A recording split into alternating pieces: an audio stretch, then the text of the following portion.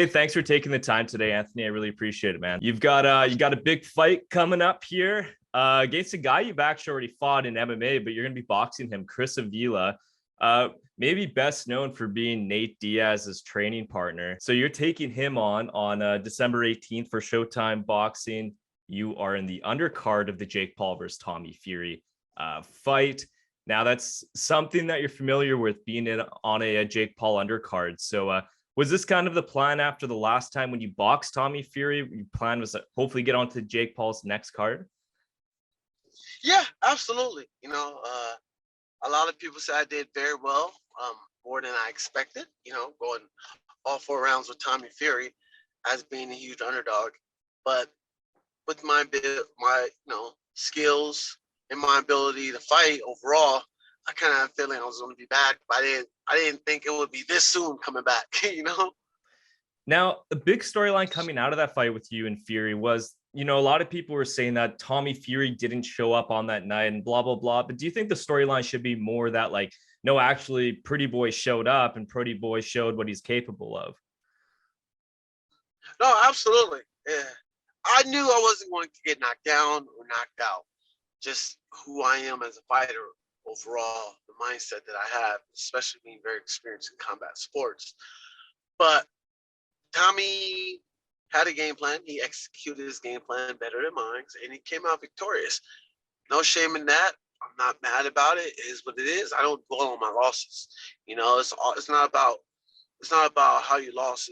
It's about how did you learn from your loss, and how did you proceed next with your upcoming match from that loss. What did you work on that could have got you that overall jump to beating Tommy into this next fight? Of course, Chris Avila is not Tommy, but Chris Avila is also a threat. He's also a target. I'm not going to take nothing from Chris Avila's abilities for striking because he's a striker. But at the end of the day, I'm going to beat him up. I'm going to knock him out. I don't like this guy. Why don't you like him? Can you fill us in on the beef you got with Chris Avila? A lot of the beef came from Bellator when this was the night where the Bellator tournament when AJ McKee fought Georgie Carhania. I saw Nate Diaz and Chris Avila. I walked up to Nate. This is before Nate fighting Jorge Masvidal. I walked up like, hey, good luck on your fight. I walk up to Chris, try to shake his hand, just being polite because he's with Nate. How's it going? I'm Anthony. He just looked at me, mad dog. He didn't say a word, just mad dog. And then I said, all right, we're going to fight. So they ended up setting that fight up. I beat him. Him and Nate didn't like the fact that I beat him, and they tried to jump me at the Bellator in the back of the event in Bellator. So they try him and his whole little scrap pack team try to jump me, and the beef just been really on. Like, he's been very disrespectful towards me and my team. He's called my coaches and teammates vulgar names. He just thought he was really tough because he's with Nate and his boys. So when I see him, it's on. When I see Nate, it's going down. Like, there's going to be a big scene with me and Nate. What happened in that altercation? So, with being a bad blood, Chris Avila, calling my coach McKee all types of vulgar names during the match. I beat him. We go to the back room where you do your medicals. I'm showboating like, haha, whip your ass. Excuse my language. I'm the champ. I'm on a 5-fight win streak. I won. So him, Nate, they got upset. Nate threw a water bottle at me, not surprised. And 4 of the 5 guys ran up towards me. Luckily, the Bellator staff was there. I was with one of my teammates. The Bellator staff was there. And from there, they stopped the brawl from happening. Ever since that day, I just had a hate towards him and Nate. I do not like him. When Nate was with Jason Manley, and Jason Manley was with AJ McKee. Nate tried to have an altercation with AJ McKee by themselves. But, you can't stop Nate. Once Nate get going, he gets going. We all know that. And Chris Avila is just that drummer boy that just, he's one of those tough guys, those wannabe tough guys where the boss is like, I'm going to beat him up. And you got that little guy in the background. Yeah. Like he says, he's going to beat him up. That's Chris Avila, And me and Chris Avila, we've already desired that we do not like each other. I'm going in there to physically hurt this man.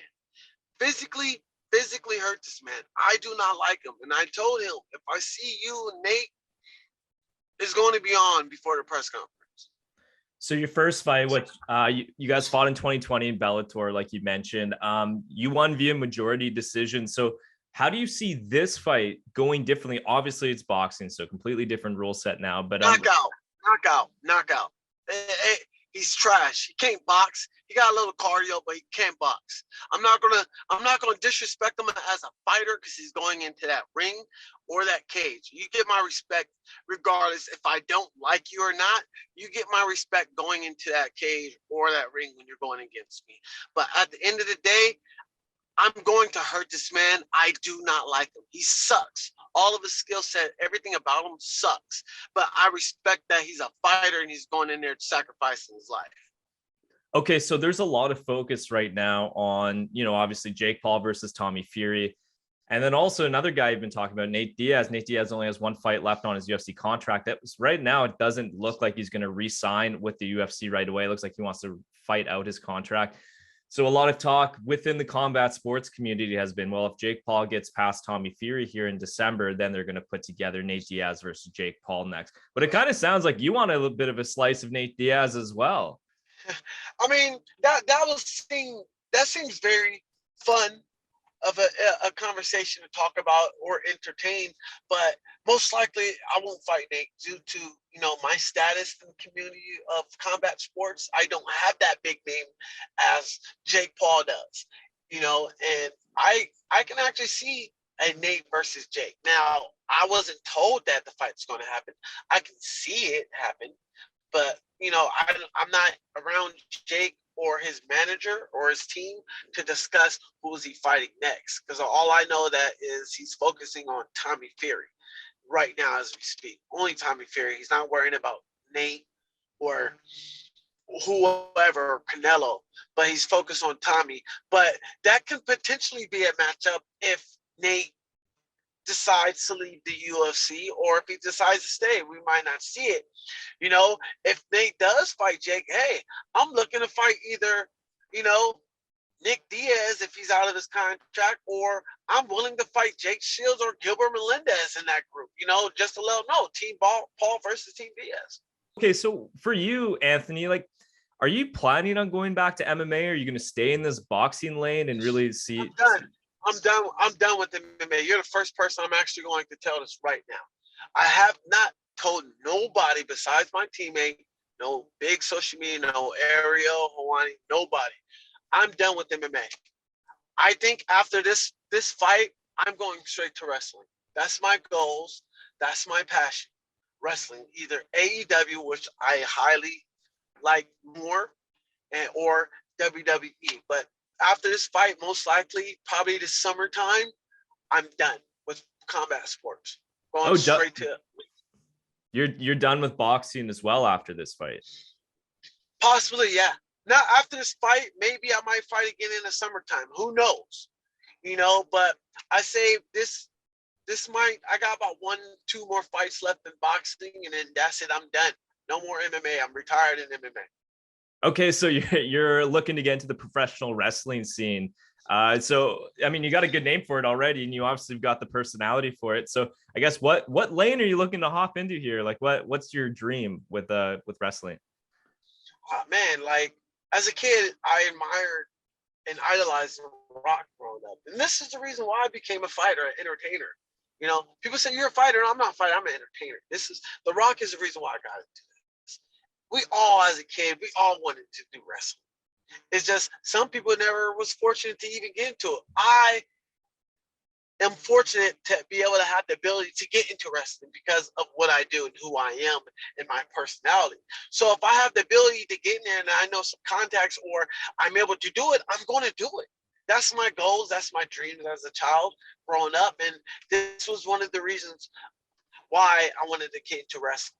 My whole mindset was like, okay, let me do MMA just so it's an outlet for me to put my name out there and brand myself as a pretty boy, this flamboyant guy on social media, showcase who I am to the world on a major platform. mainstream all throughout the world. Use that platform and hopefully jumpstart my career into wrestling moving forward from there. Because look, MMA is fine, it's all good, but longevity, you'll be forgotten in the sport faster than you are in boxing. Brock Lesnar is always and will always be a bigger name than Conor McGregor overall. Conor McGregor is just only relevant because he's fighting right now. If Conor McGregor is not fighting, he's not irrelevant. Brock Lesnar, he's irrelevant even though he's not fighting because he's still in the WWE. And your WWE or wrestling, your career's longevity is eternal. You know, you got all Jesse Ventura, all those guys back in the 70s and the 80s, Bruno back in the 30s, like those guys are immortalized in wrestling. When we're going back into the 30s and 50s and the 40s of wrestling, those guys have been always, till this day, will always be talked about. And that's what I want my legacies to always be talked about forever, even when I'm long gone. So can you give us a little spoiler also on what your signature move would be? I mean, the pretty boy log. I don't know. You know, there's so much stuff that I can definitely create. You know, but who knows? You know, right now my whole focus is just Chris Avila. When that time comes to me focusing on wrestling, then I'll go there. But right now, it's just Chris Avila, Showtime boxing. That's my number one focus. I'm not worrying about wrestling. I'm not concerned about wrestling. I'm just focusing on Chris. Just ready to go.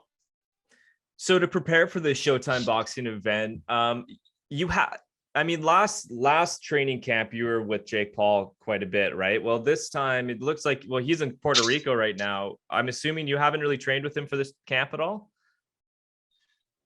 No, not specifically for this camp because I can't really simulate Tommy Fury because I'm not Tommy Fury's height or length. So it'd be better for Jake to have guys come in for sparring Tommy Fury's height, size. But right now I'm training. I'm with AJ McKee training with him. I'm with Baby Slice. I'm also with Dynamite David Lopez out of the Money Team, out of Lightning Boxing Club. I'm with Ashton Silves out of Jackrabbit. So I'm getting really good sparring, really good work. I'm confident in my abilities. I'm a different fighter than I was the Tommy fight. I fought twice after the Tommy fight. One fight via TKO and the other unanimous decision. So I'm staying focused. I'm staying prepared. I'm staying mentally ready and emotionally ready for what's to come for this fight. Okay, so with the main event, Jake Paul versus Tommy Fury, I mean, you have experience with both the guys at this point. What is your prediction? I mean, I'm assuming you're going to go Jake Paul, but how do you see this fight going down? I personally say it's going to be a 7-round TKO by Jake, but I would honestly say this is going to be the exact same as Anthony Joshua versus Usyk. So when you look at Anthony Joshua is just a power puncher. He's a 1-2 guy, 1-1-2 guy. When you look at Tommy Fury, his stance and his build is like Anthony Joshua. He's not the type of guy to be bouncing on his toes. He's just a 1-1-2, 1-2, 1-2, 1-1-2, 1-2-3 type of guy. When you look at Jake is similar. When I'm saying similar, we're not saying he's like that. We're saying you can kind of get a vision how the fight will look. Jake is similar to Usyk. Jake likes to move. He likes to use his footwork. He likes to use the whole ring. He likes to use the ropes, everything. When you saw him fight Tyron Woodley, you saw him use every inch of that ring. He moved around a lot. And when you looked at Usyk, when he fought Anthony Joshua, that was the best strategy.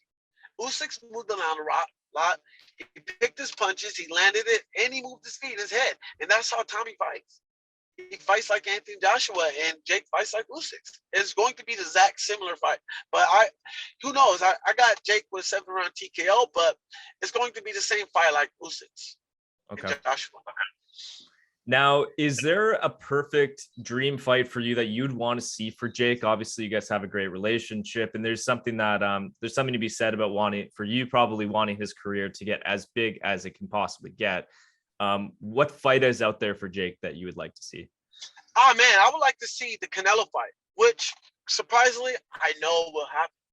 It will happen. Jake's continue to keep doing what he's doing. By the time he's 12-0, why not? Why not? The guy is Why do you think Canelo's going that way? Why do you think he's going that way? You know? You think Who it's for knows? Jake Paul? We don't know. But when you look at Jake, he's doing an amazing job. He's promoting himself. He's fighting. He's out there getting out there. Can he beat Canelo now? No. But in the future, who knows what it holds? Who knows? Okay. But I do see Jake fighting Canelo in the future. Okay, I got one more question for you here, Anthony. If you could pick one dream wrestling match for yourself, something that maybe you've dreamed of your whole life, or maybe the last few years, or maybe there's someone on your radar right now, who is that guy you want to wrestle? Conor McGregor. You want to wrestle Conor McGregor? Conor McGregor. I've always wrestled St. Pierre. I got the chance and opportunity to wrestle with him. So that was one of those cool things, you know. But Conor McGregor, I just want to beat him up on the ground.